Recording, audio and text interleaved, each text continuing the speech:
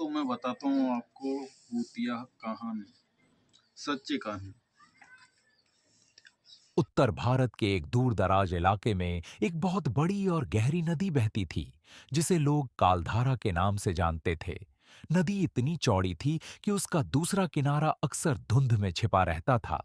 पानी देखने में बेहद शांत लगता था, लेकिन गांव के बुजुर्ग कहते थे कि इस नदी की शांति धोखा है।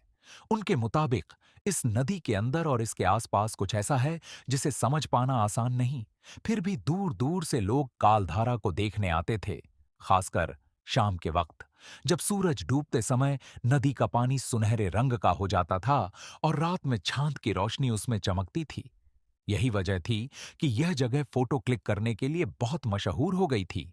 लेकिन इस नदी से जुड़ी एक अजीब बात भी थी, जिसे लोग कानों कान जानते थे।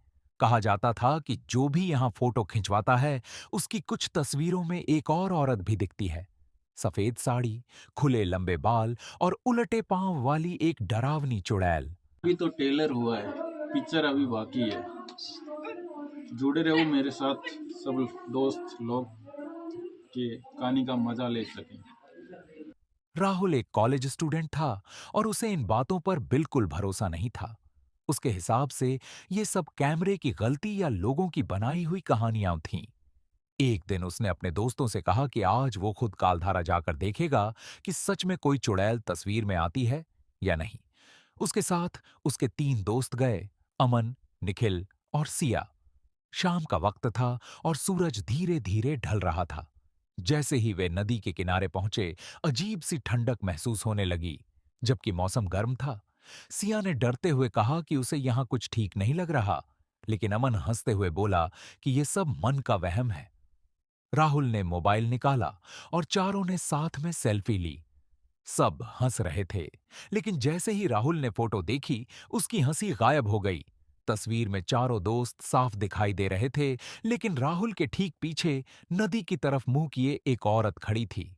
उसका चेहरा धुंधला था, बाल बिखरे हुए थे और उसके पांव पीछे की तरफ मुड़े हुए थे। सिया डर के मारे चीख पड़ी और निखिल की आवाज कांपने लगी। राहुल ने खुद को संभालते हुए कहा कि शायद कोई और पीछे आ गया होगा, लेकिन सच ये था कि उस समय उनके पीछे कोई भी नहीं था। उसी पल वहां एक बूढ़ा आदमी आया। उसने फोटो देखी और गंभीर आवाज में बोला कि तुम लोगों ने उसे देख लिया है।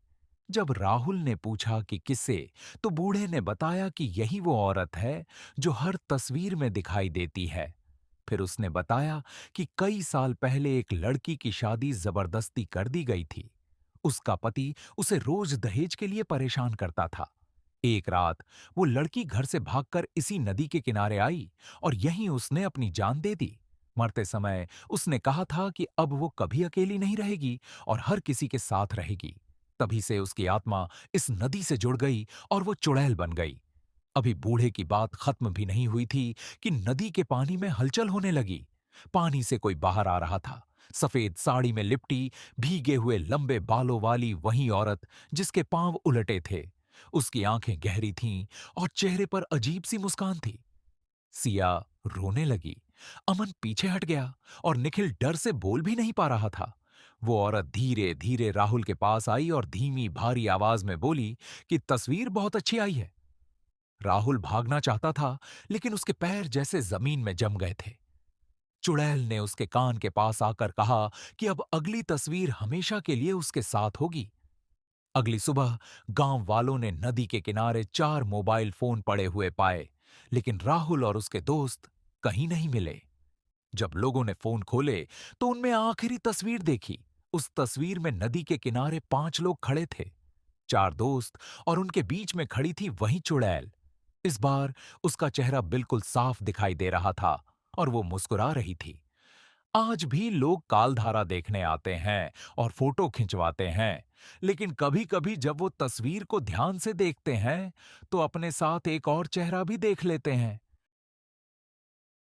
और दोस्तों, ये कहानी आपको कैसी लगी, कमेंट में जरूर बताना। ऐसी और मजेदार कहानियों के लिए हमें सब्सक्राइब करें, ताकि हमारी कहानी सबसे पहले आपके पास पहुंच सके।